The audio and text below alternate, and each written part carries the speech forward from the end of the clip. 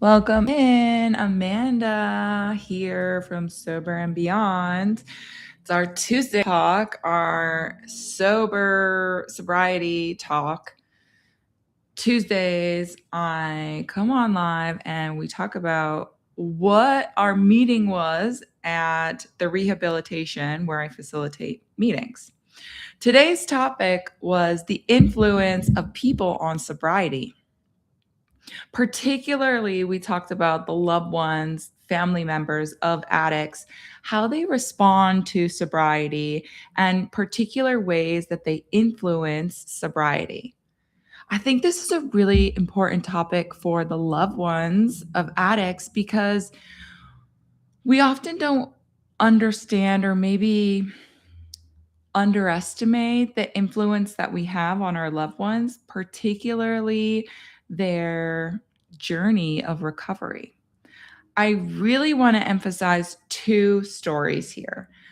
The first one is I read a book a while ago. Forgive me, I don't know the title.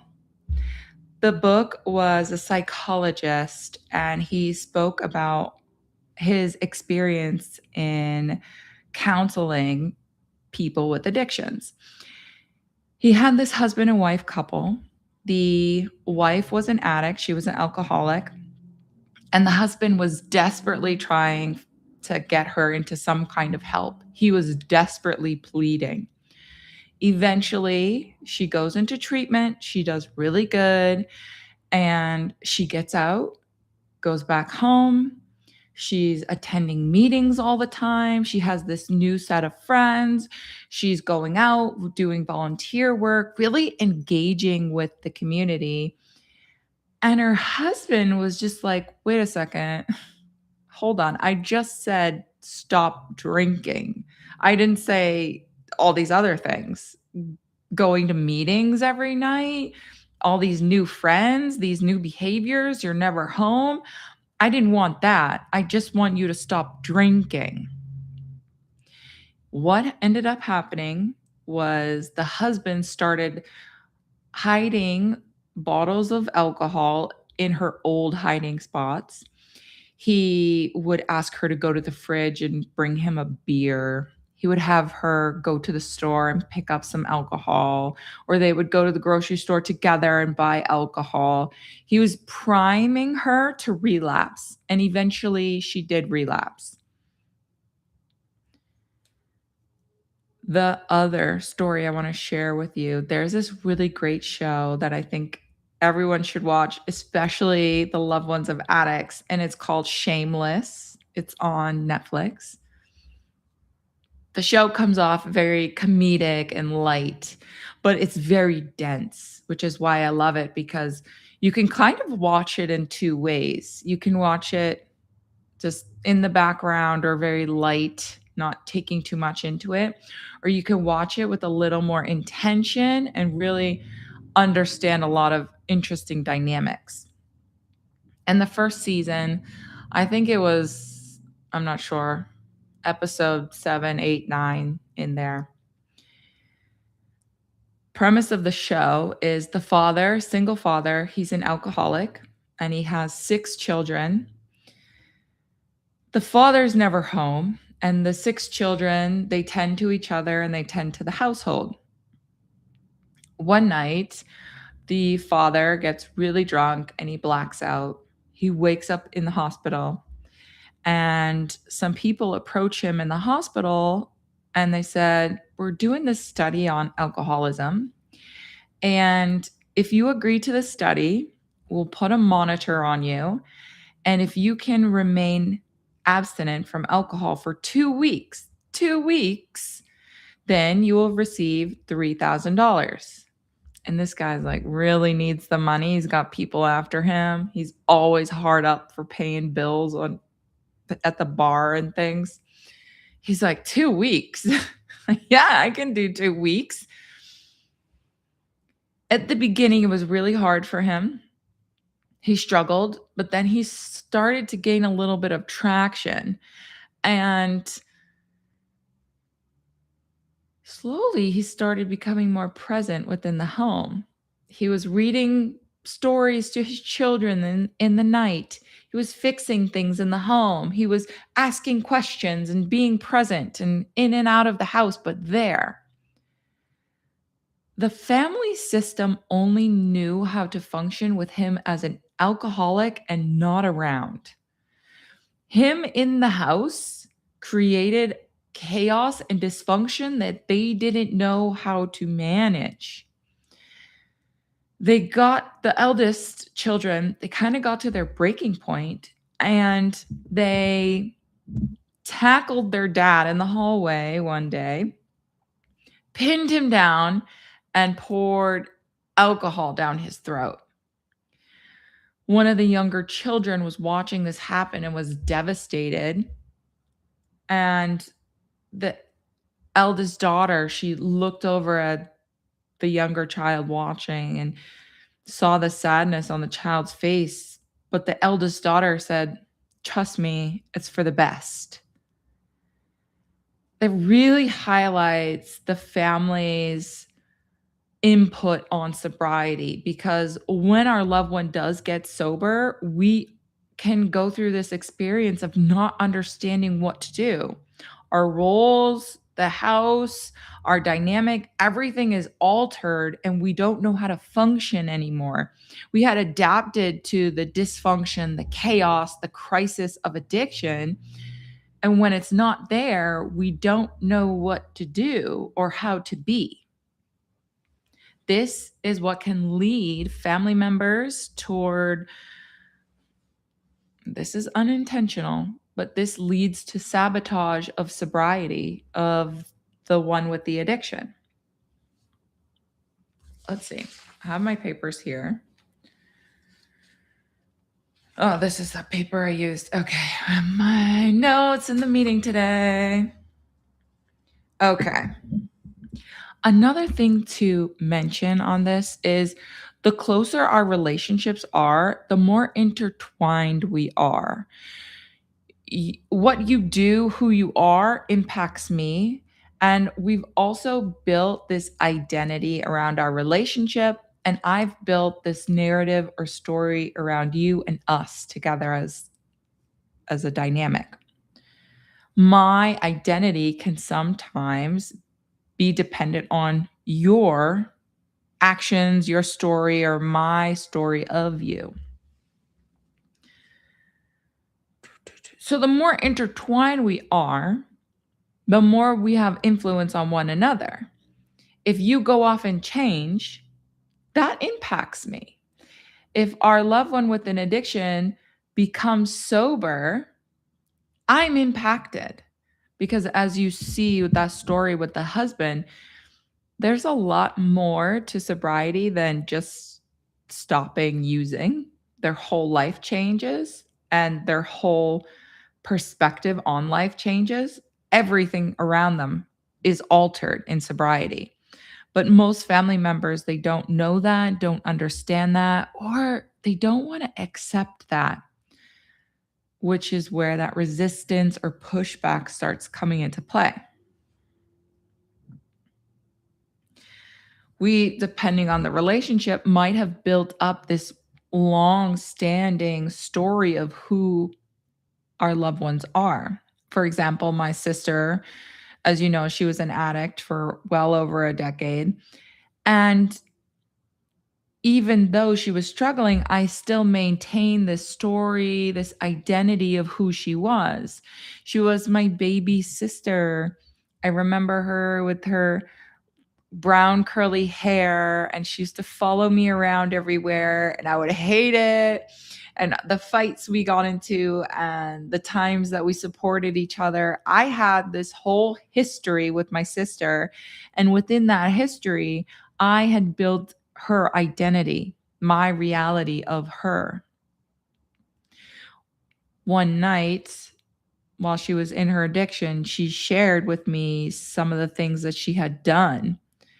And they were horrific things that I didn't want to accept she had done, because she's my sweet baby sister. She's not this monster. She's telling me stories of a monster, but that's not her. I'll never forget when she told that to me because it felt like the room was spinning around me. I didn't want to conceptualize what she was saying, and it was easier for me to be in denial or to remove myself from her stories because it was so earth-shattering to me. It combusted my reality. And this happens on both sides. So this can happen when we have a really nice image of our loved one and then they turn out to be a different way. And you'll see this a lot if you ever watch crime documentaries. I'm a crime junkie for sure. If you watch these documentaries, what does the family of the murderer always say? They're sweet, they're so innocent, he would never do that. I know him. That's my child, that's my sibling. They would never, they're innocent. And you watching it, you're like, "Clearly they are not, they are a monster." The family doesn't want to accept that their loved one is any different than the image that they have crafted in their heads. This, yes, it's a aspect of denial, but also it's part of our identity and our reality. Even if good turns bad, that's difficult for us to digest. But we have gotten used to maybe the bad, and then the bad turns good. That is also equally as difficult to digest. It's really important for family members to understand that and to sit with that. It's confronting, it's not easy to absorb, but the more we expose ourselves to these topics, the better we acclimate ourselves to it, to the concepts of it. Okay. Common influence that family members, loved ones have on an addict's sobriety. Like I just mentioned, their social influence slash identity. This is who you are. I've had people in the groups where they were on the phone with a family member and the family member is kind of like, "Oh, you're a people pleaser now? Oh, you're laughing at a lame joke now? That's who you are?" Kind of a little bit of a taunt and a mock this individual for becoming different. And the reason that loved ones do that is to pull them back. Because I don't know you as a people pleaser. I don't know you as the guy who laughs at corny jokes. You're not allowed to be that. I have already categorized you in my head. We have spent years confirming this category, and suddenly you're different. It's difficult to absorb, and that's why there's that pushback where there's a lot of mockery and taunting and manipulation and sabotage. Okay. It could be that the addiction has become part of their shared identity and the addiction has become part of the relationship dynamic. You're the addict. That's how our dynamic works. Let's see.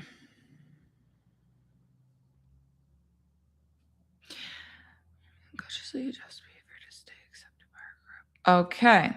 There's this unconscious tendency to adjust behavior to maintain acceptance of a group. And you'll see that why that manipulation works. Oh, you're a people pleaser now. Oh, you laugh at lame jokes now. That works because you're just applying a little pressure to them and they realize that have to conform to be near you. And so the addict is more likely to conform to you. And on a level, we know this. And that's why the strategy, it works. And that's why we practice it because we know it'll work. Just that kind of tendency of peer pressure, I guess. Okay.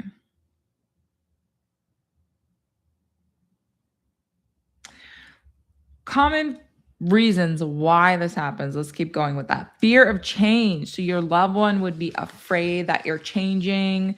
They're losing control of you. They're losing relevance in your life.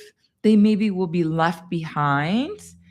And here's the thing, when someone we love changes and elevates, it really puts a mirror onto us of our own behaviors. And most of the time, if we're honest, we don't want to see that. I don't want my friend to get super fit because then I'm going to look at myself different in the mirror. Like, damn, like you don't go to the gym at all. You need to lose some weight. Look at them. Look at all the effort they're putting into. What are you doing with your life? It reflects back on us, and people are uncomfortable looking at themselves in this new light or in this reflection. It really highlights our faults, our soft spots, and people don't want that. And so to prevent themselves from experiencing that, they sabotage or influence their sobriety. There's role disruption. This is a big one. As you know, there are many functional roles within households with addiction. If you're the addict and I'm the enabler, what happens when you get clean? I can't be the enabler anymore. I don't have a space anymore. Where do I fit? My whole identity is wrapped up in being your enabler, and you don't need me anymore? That's a big one. Or what we'll commonly see with addicts is there's someone might be the victim. You're the addict, and I get to be the victim in that situation. I get to tell my friends how awful you are and the things you put me through, and I get lots of attention and sympathy for it. And maybe my friends are just always so nice to me because they know I'm going through things. If my identity is a victim and that's based on you being the addict, there's a problem if you're no longer the addict. And when you threaten my role or my identity, there's going to be pushback on that. You don't just get to threaten my identity and walk away clean and neat. I'm going to try to savagely pull you back in so that you maintain in the box that I have designated for you. Again, all of this is unconscious. I don't want you to think you're a horrible person. We talk about these things for awareness purpose. Okay. When someone gets sober, the roles tend to collapse on themselves. People lose their purpose. There's unpredictability. People don't want that. They don't like it. Another reason this occurs, enmeshment and codependency. We see this a lot with addiction. There's always this codependent dynamic somewhere within.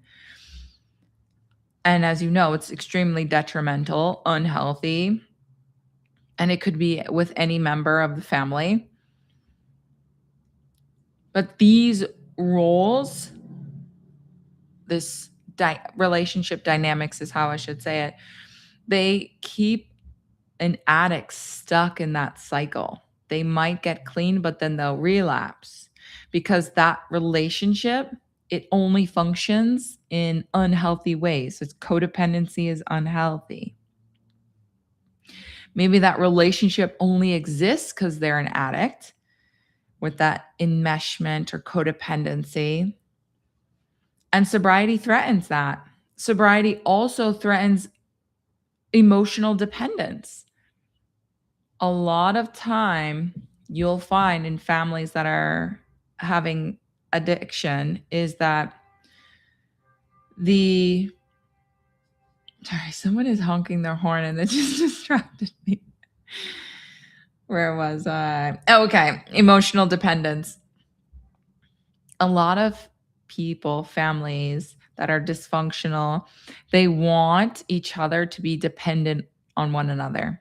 I want you in this dysfunctional dynamic with me so that you need me. I want to hang something over your head. I want to make you feel guilty about things. I want you close proximity all the time. And that's power. And when an addict gets clean, gets sober, that's threatened. They're suddenly emotionally independent. They don't need you. They're not looking for you. They're becoming independent. And that's threatening to those relationship dynamics. Okay, another issue we have here, projection and guilt. This is a good one right here, projection and guilt. This could trigger, sobriety can trigger in family members shame, their regrets, their unresolved trauma. I don't want someone triggering my guilt and my shame. I don't know about you. I don't want it. When someone gets sober, it triggers that and it's uncomfortable. And now I'm left to face that. I don't like it. Instead of facing it, because as you know, our brains are programmed to the path of least resistance. We want energy conservation. How can I reserve my energy? That's what your brain is always asking. Least resistance in this scenario is to make you feel guilty, to minimize your change, to try to bring you back in. That's least resistance. The other option is I participate in your new life. I learn who you are now. I get to know this other version of you. I support your change. I change with you. All of that takes a lot of effort, and that is not least resistance. So we're going to just innately swerve to least resistance. And in this scenario, that's going to be to lure our loved ones back in proximity with us in unhealthy and dysfunctional manners.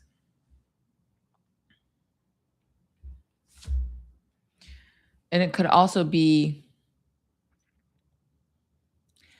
one tactic that's used a lot is, and this is tricky because I completely get both sides of it. I see both sides very clearly, but addiction just destroys families. Yes. And it's just, you can't go back from it. And coming out of that takes a lot of time and effort. And it feels as though what caused the strife was the only thing was addiction. It's not the case. There was other things occurring, but it feels as though we were fine dysfunctional. You introduced addiction and you threw everyone off. You created so much pain with your addiction. Because of that, I've done so much for you. I've sacrificed for you. I have helped you. I've given you money. I've driven you places. I have saved you. I have taken trips in the middle of the night to come pick you up. This tendency, which all of those things, let me say, all of those things are valid. And I totally get where you're coming from. I had the same experience with my sister. However, just because you chose to do something doesn't mean that someone is owing you something.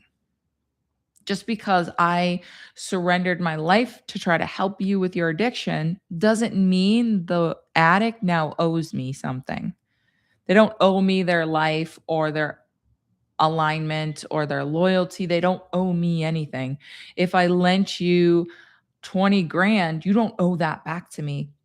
I gave it to you and have to assume that it never returns. And this hanging over their heads of you owe me because of everything you've put me through, that, while I get where it comes from, that depletes relationships and puts up this really big barrier as to whether or not you'll be able to reconnect.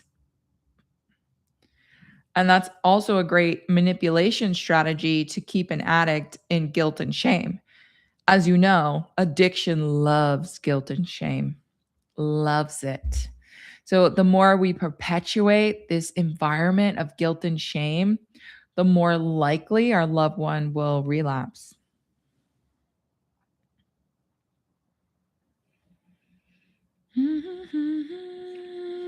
Certain phrases that people might use on someone in recovery: you're overreacting, you're being dramatic, one drink won't hurt you. The group talks about that a lot. People luring them in with it's just one, just have a light beer. You were more fun before. Would you forget where you came from? Oh, is that who you are now? You think you're better than us? Or you can't smoke with us because you're too good? That all of those statements those are detrimental. They're taunting and they're detrimental. They're manipulative and they're not conducive with sobriety. Because the quandary for addicts is the same people who cried and begged me to get into rehab are the same exact people who are sabotaging me, telling me to just have one drink, telling me that I think I'm better than everyone else now. What do you want? Which way do you want it? It's very confusing for them on their side. Also, it's confusing for loved ones, but for them, they have a really hard time conceptualizing how the same people can play both roles and the roles are so opposite of each other. Okay, other kind of tactics, guilt tripping, talked about that, playing the victim. That kind of plays into what I just said. Creating crises when they're doing well. I've heard this. People in rehab, they'll call their spouse and their wife will say, "Oh, the air conditioning broke. I don't know how to fix it. It's so hot and we need you. And my car broke down and I don't know what to do." If first glance you think, "Oh, they're just sharing, they're having a hard time." They're expressing what's happening for them and they're allowed to do that in a relationship. Sure, under normal circumstances, yeah. When your loved one is in rehab, that is not a normal circumstance. We are not playing by normal rules with this. All that did was create obsessive thoughts in that person in the rehab and make him feel guilty for being in rehab because he should be out fixing the air conditioning for his wife. He should be fixing the car or ensuring she has transportation. He should be protecting her. So she flipped that whole scenario where this time is about them, but she flipped it to make it about her and her needs and how they were more important than his needs. Even though, look, sorry about your car and the air conditioning, you're not going to die. However, an addict very well could at any moment. It's not life or death. That's one of the strategies that families implement to try to lure their loved one out of sobriety. It could we can also talk about some behavioral things that come up. Bringing substances or consuming substances around them. I have a hard time with this one because I feel like everyone is free to live their lives. And if I don't have a problem drinking, why do I need to abstain because you are in my presence? I don't advocate for that. I do advocate for not having substances in the house. If you live together, if it's your spouse or your child, not having that substance in the house. And when you go and have it, you go outside the house or you buy it just for the event and then you get rid of it. It's a little touchy, but I straddle both sides of that because I really think that you should be able to enjoy a glass of wine.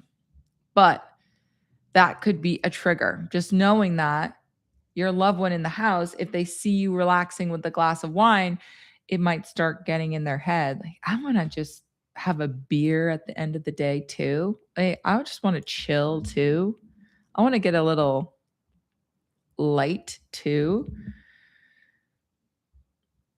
That one's a little challenging, but bringing substances around them, or you might trick them into going to a party where you know there's gonna be alcohol or substance, and you convince your loved one to go to that party with you.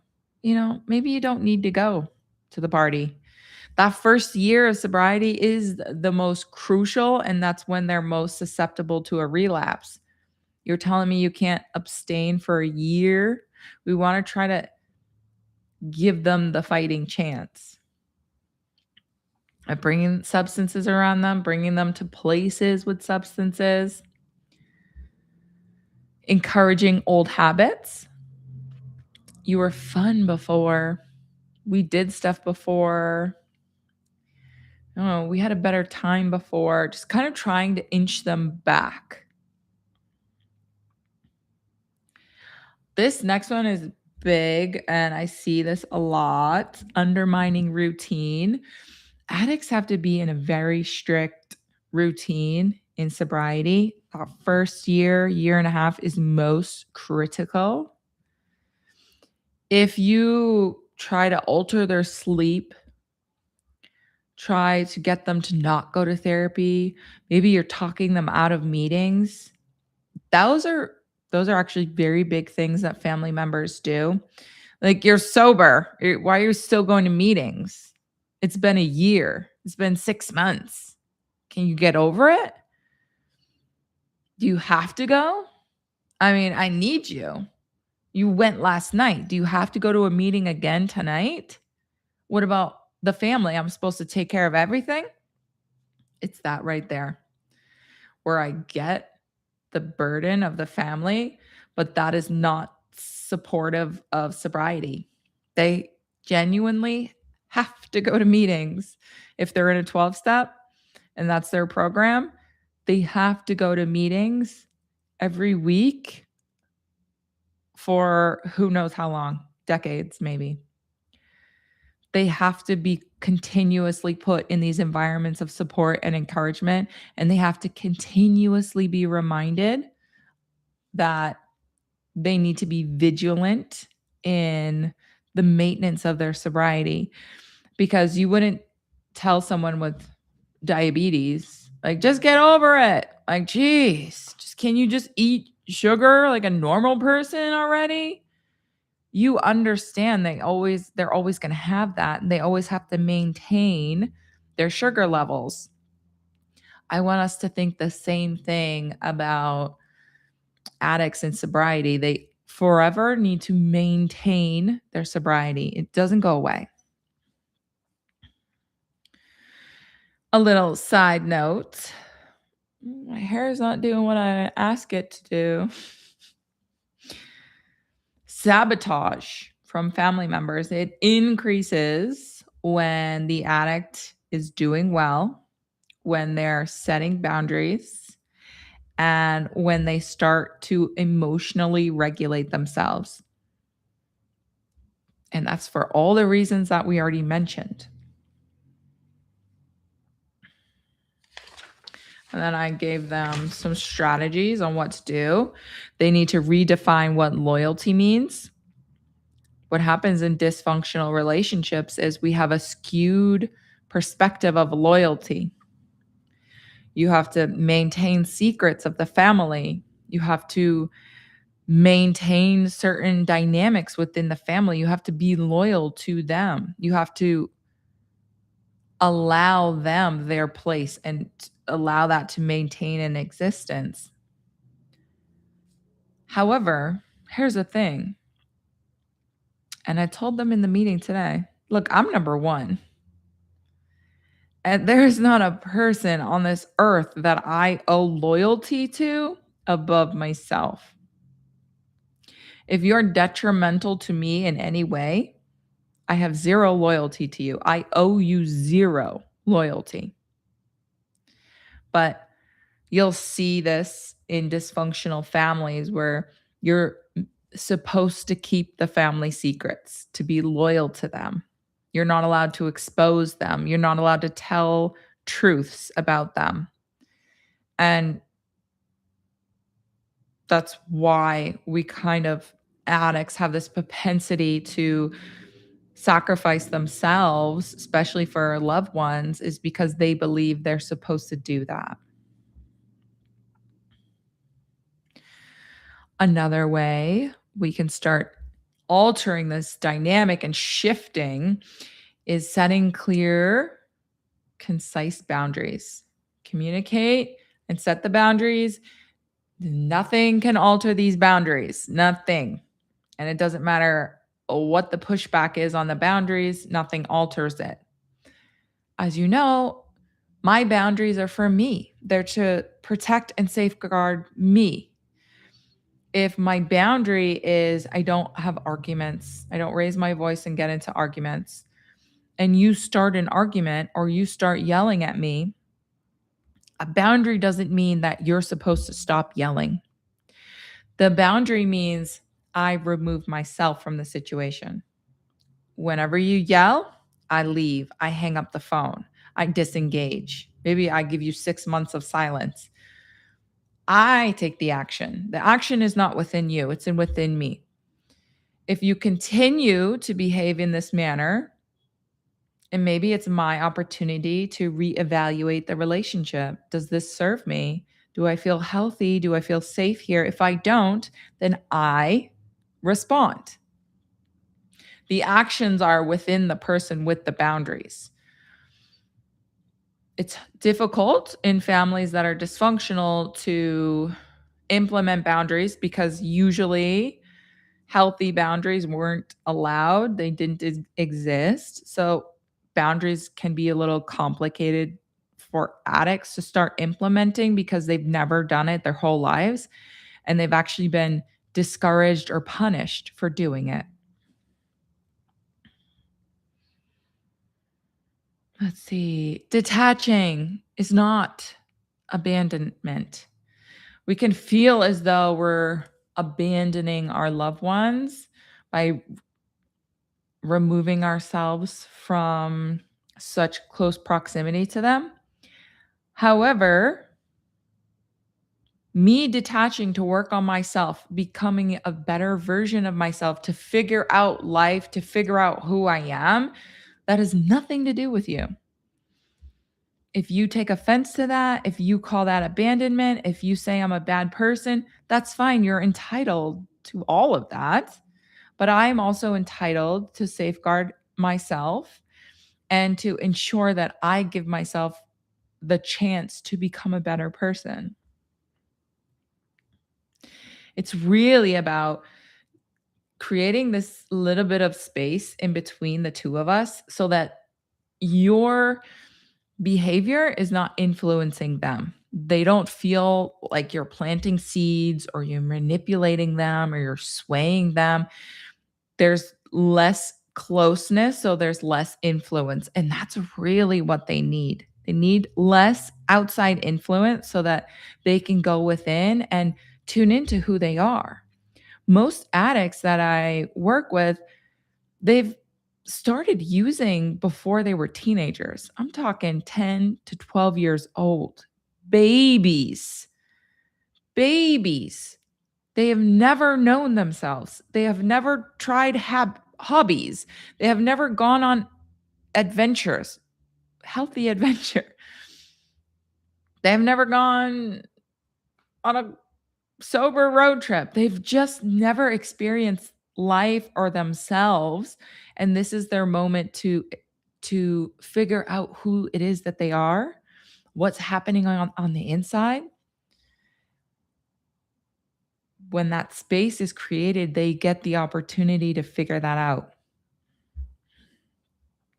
Of course, another strategy they need to implement is building a aligned network. These are people who are going to support their growth. These people don't want them to be broken, and they also want to help hold them accountable. And that could be, if we're in 12 step, that could be sponsor. That could be acquaintances. It could be accountability partners. We just check in, kind of like how some people have a gym buddy. When I'm feeling a little weak today, you step up and drag me out of that bed and we go to the gym together. It's similar to that. See, expecting resistance. As family members, you're going to be resistant to them, to their changes, because you didn't sign up for all the changes. What did you sign up for was stop behaving like that.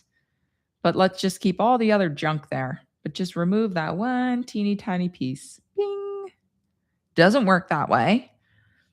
If you really want them to get clean, they have to change everything in their lives, and that's going to include your relationship dynamic. I'm telling you, there's just two choices.